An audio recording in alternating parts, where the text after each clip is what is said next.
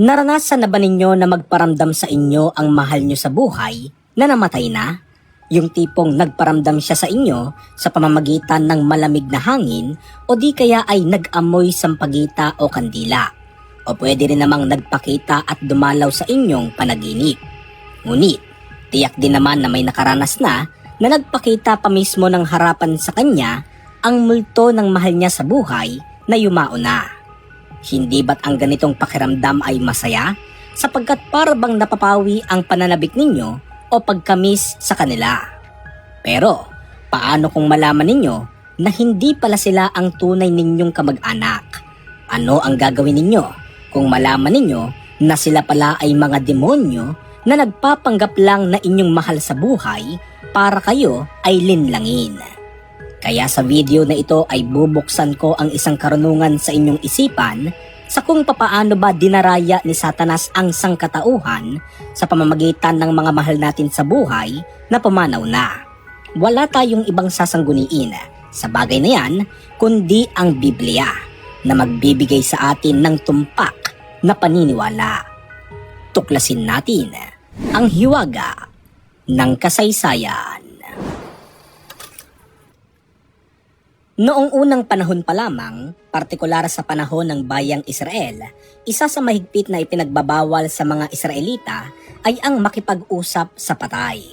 Ang katunayan ay ang mababasa sa Deuteronomio 18, 12 at 11. Kinasusuklaman ng Panginoon ang sinumang gumagawa ng mga bagay na ito.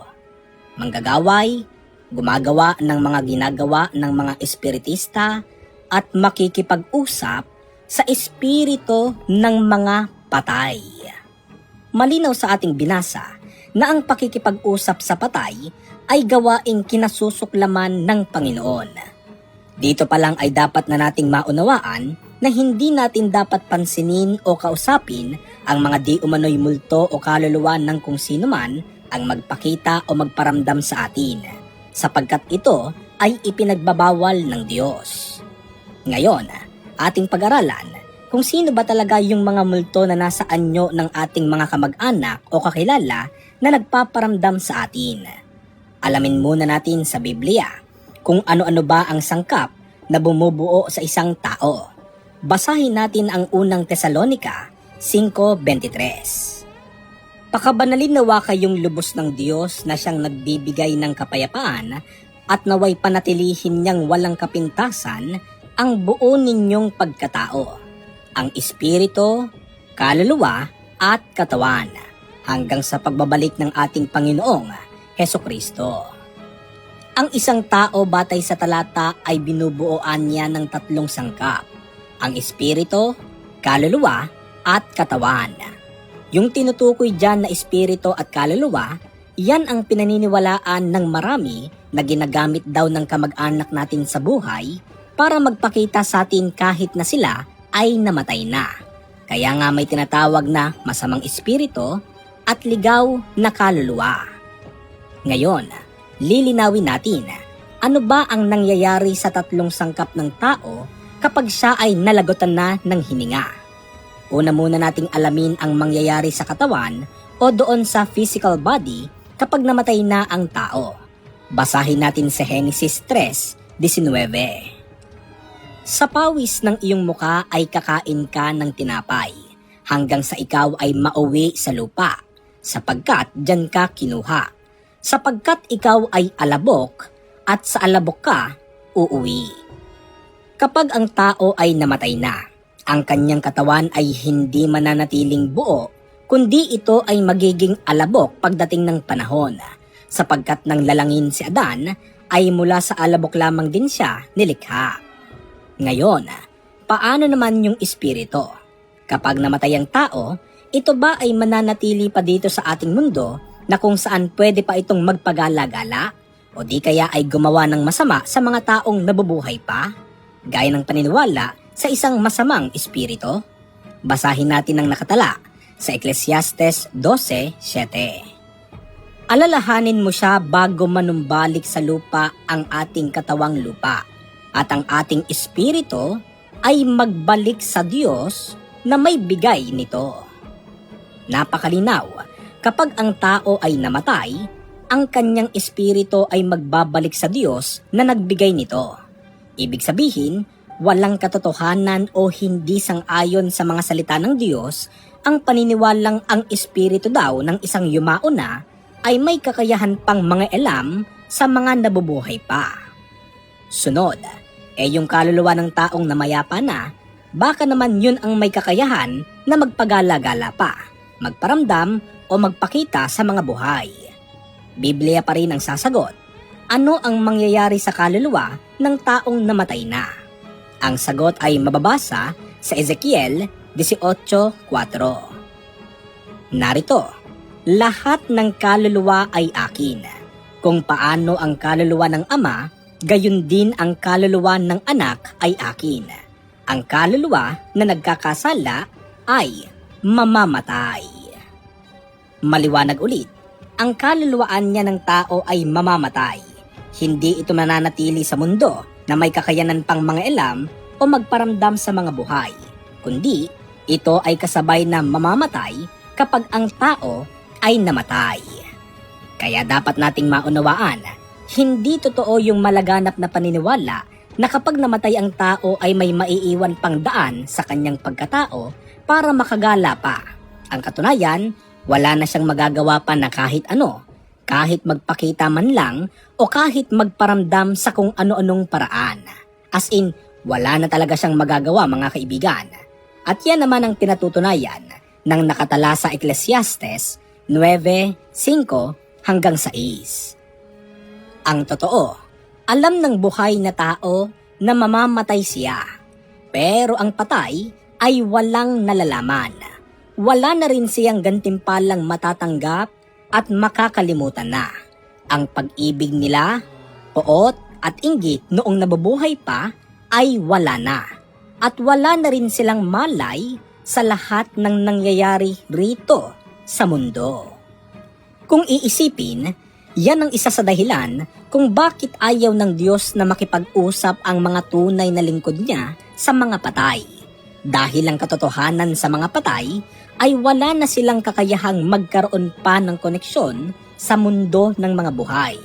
Wala na anya silang malay sa lahat ng nangyayari dito sa mundo.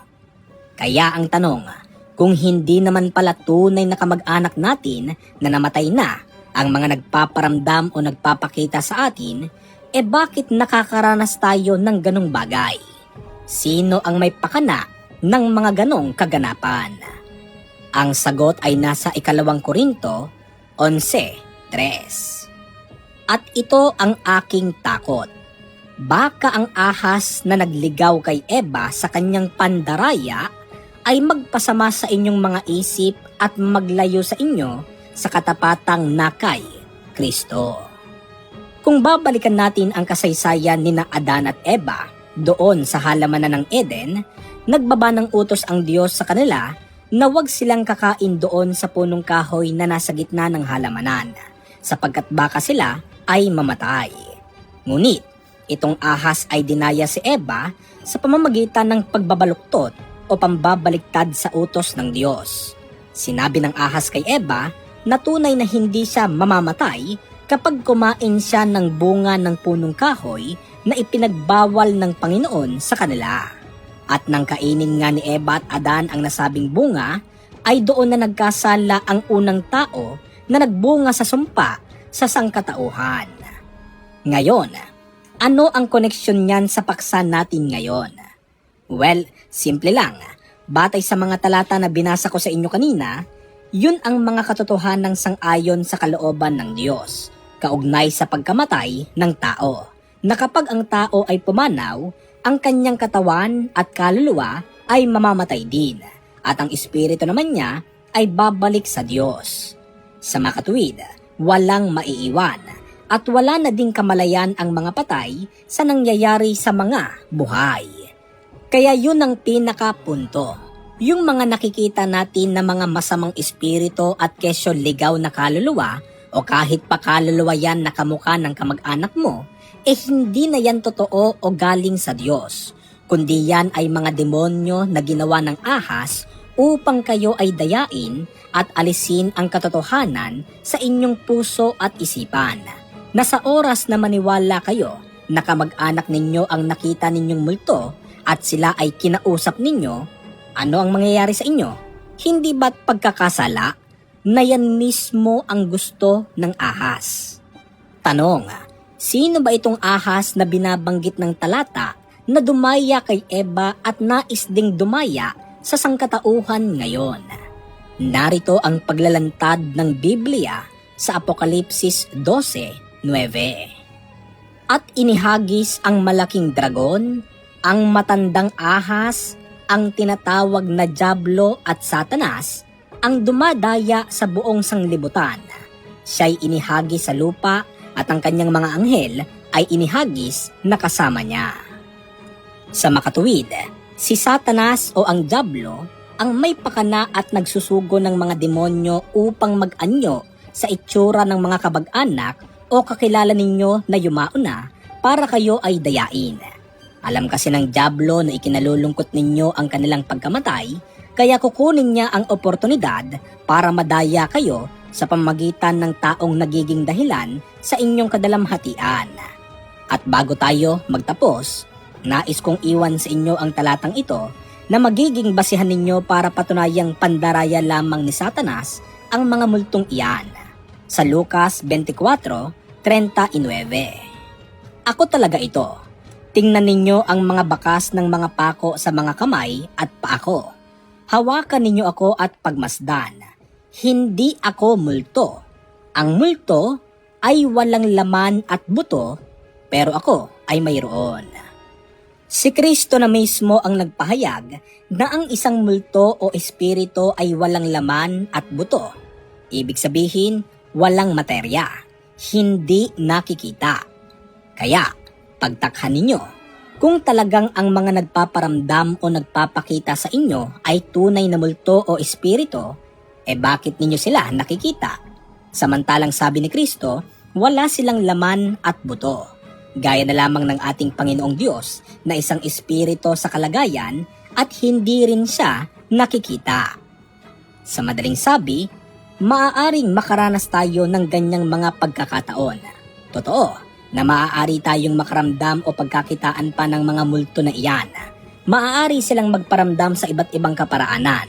Ngunit, wag nating sampalatayanan na sila ay mula sa Diyos o sila ang tunay nating mahal sa buhay.